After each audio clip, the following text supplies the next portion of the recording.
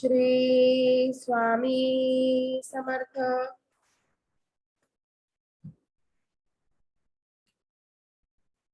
श्री विष्णु पुराण प्रथम अंश पंचमोध्याय। अविद्यादि विविध सर्गों का बखान।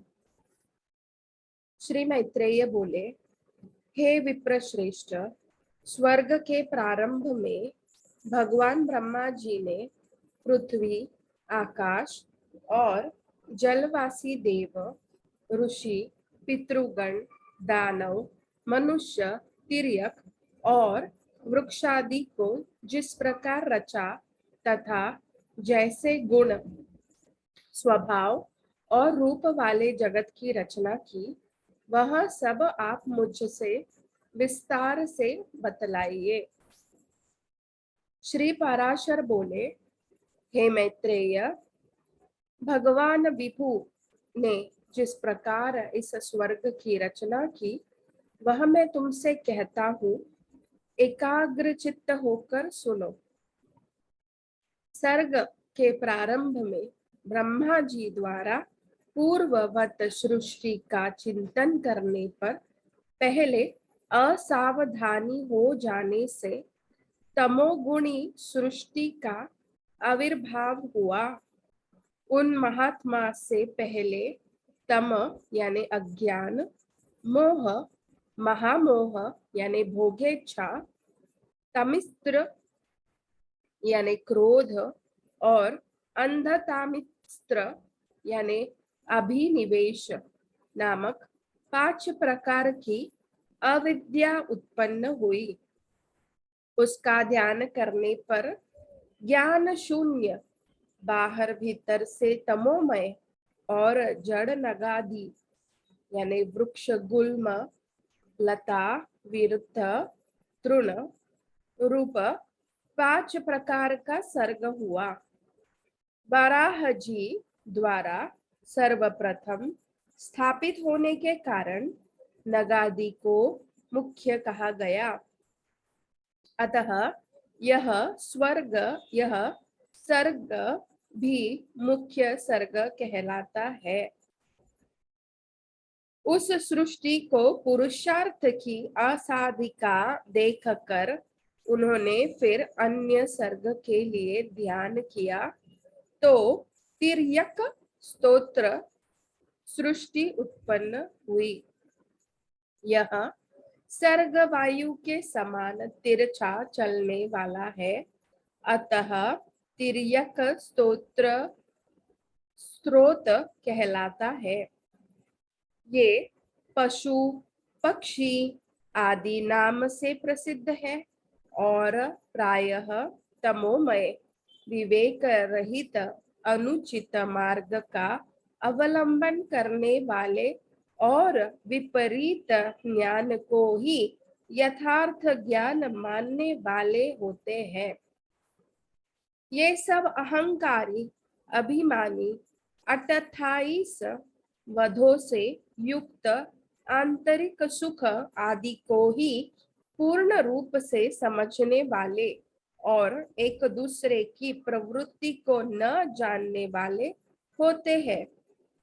इस सर्ग को भी पुरुषार्थ का असाधक समझ पुनः चिंतन करने पर एक और सर्ग हुआ। वह ऊर्ध्व स्तोत नामक तीसरा सात्विक सर्ग ऊपर के लोगों में रहने लगा। ऊपर के लोकों में रहने लगा। वे ऊर्ध्व स्त्रोत सृष्टि में उत्पन्न प्राणी, विषय सुख के प्रेमी, बाह्य और आंतरिक दृष्टि संपन्न तथा बाह्य और आंतरिक ज्ञान युक्त थे। यह तीसरा देव सर्ग कहलाता है। इस सर्ग के प्रादुर्भूत होने से संतुष्ट ब्रह्मा जी को अति प्रसन्नता हुई।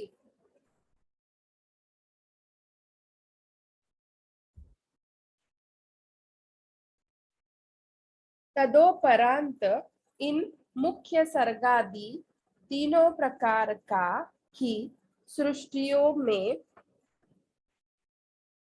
उत्पन्न प्राणियों को पुरुषार्थ का असाधक जानकर उन्हें एक और उत्तम साधक सर्ग के लिए चिंतन किया।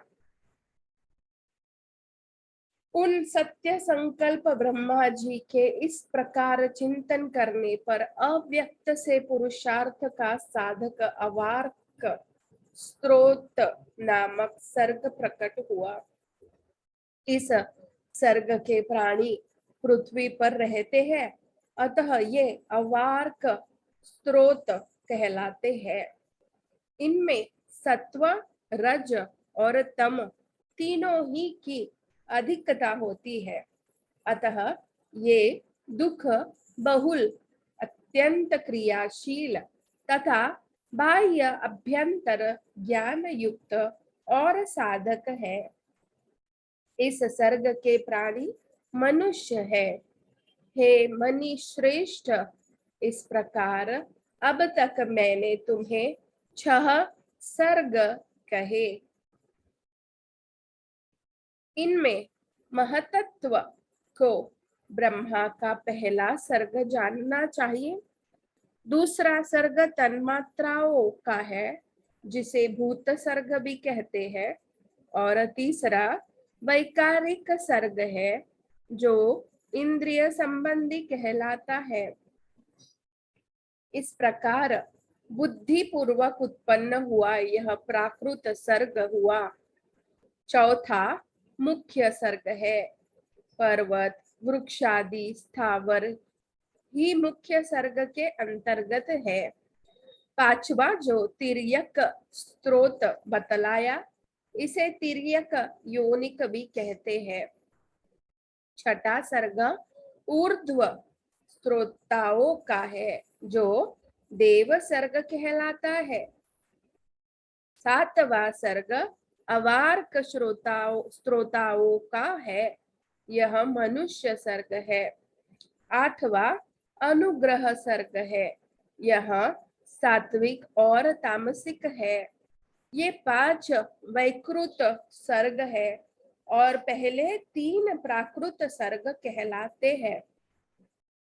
9वां कौमार सर्ग है, जो प्राकृत और वैकृत भी है। इस प्रकार सृष्टि रचना में प्रवृत्त हुए जगदीश्वर प्रजापति के प्राकृत और वैकृत नामक ये जगत के मूलभूत 9 सर्ग तुम्हें सुनाए। अब तुम मुझसे और क्या सुनना चाहते हो? तब श्री मैत्रेय बोले, हे मुनि श्रेष्ठ, आपने इन देवादि सर्गों का संक्षेप में वर्णन किया है।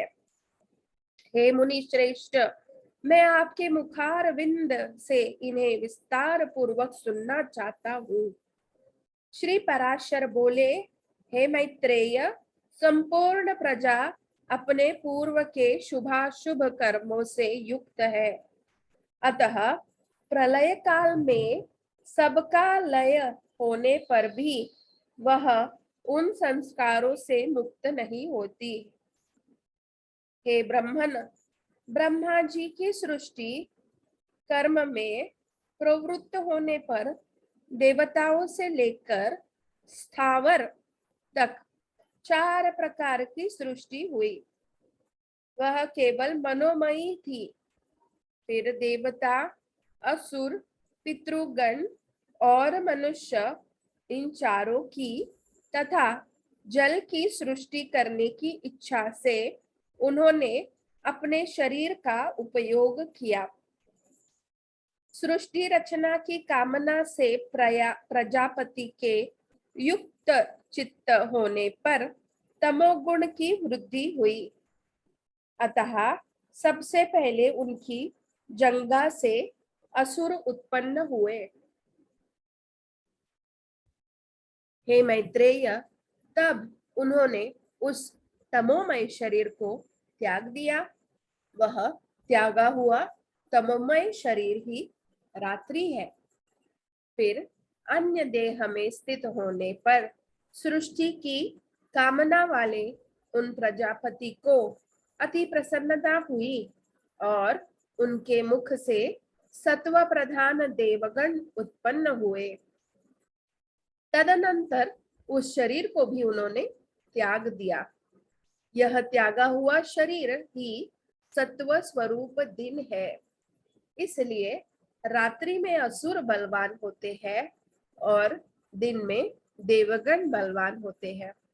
फिर उन्होंने आंशिक सत्वमय अन्य शरीर ग्रहण किया और स्वयं को पितृवत मानते हुए अपने पार्श्वभाग से पितृगण की रचना की।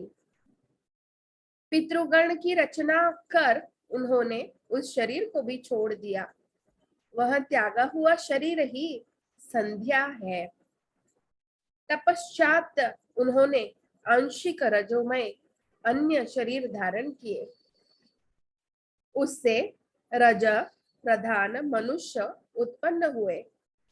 फिर शीघ्र ही प्रजापति ने उस शरीर को भी त्याग दिया। वही ज्योत्सना है जिसे प्रातः काल कहते हैं। इसलिए हे मैत्रेय, प्रातः काल होने पर मनुष्य और सायंकाल के समय पितर बलवान होते हैं। इस प्रकार रात्रि, दिन, प्रातः काल और सायंकाल ये चारों प्रभु ब्रह्मा जी के ही शरीर है और तीनों गुणाश्रय है। हे मैत्रेय, तब तत्पश्चात ब्रह्मा जी ने एक अन्य रजो मात्रात्मक शरीर धारण किया। उससे ब्रह्मा जी द्वारा क्षुधा उत्पन्न हुई और क्षुधा से काम की उत्पत्ति हुई। तब भगवान प्रजापति ने अंधकार में स्थित होकर क्षुधाग्रस्त सृष्टि की रचना की। उसमें बड़े कुरूप और दाढ़ी मूछ वाले व्यक्ति उत्पन्न हुए। वे ब्रह्मा जी की ओर उन्हें भक्षण करने के लिए दौड़े।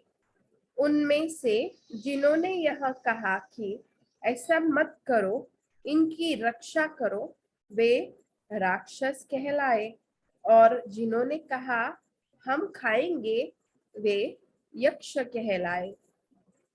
उनकी इस अनिष्ट प्रवृत्ति को देखकर ब्रह्मा जी के केशों का सिर से पतन हो गया और फिर पुनः उनके मस्तक पर आरूढ़ हुए। इस प्रकार ऊपर चढ़ने के कारण वे सर्प कहलाए और नीचे गिरने कारण अही कहलाए। तब फिर ब्रह्मा जी ने क्रोधित होकर क्रोध युक्त प्राणियों की रचना की। वे कपिश वर्ण के अति उग्र स्वभाव वाले तथा मांसाहारी हुए। फिर गान करते समय उनके शरीर से तुरंत ही गंधर्व उत्पन्न हुए। हे द्विज, वे गाते हुए उत्पन्न हुए, इसलिए गंधर्व कहलाए। इस प्रकार सबकी रचना करके ब्रह्मा जी ने पक्षियों को उनके पूर्व कर्मों से प्रेरित होकर स्वच्छंदता पूर्वक अपनी आयु से रचा। फिर अपने वक्षस्थल से भेड़, मुख की बकरी, उदर और पार्श्व भाग से गौ, पैरों से घोड़े, हाथी, गधे, वनगाय, मृग, ऊंट, खच्चर और न्यूक आदि पशुओं की रचना की। उनके रामों से फल, मूल स्वरूप औषधियां उत्पन्न हुई।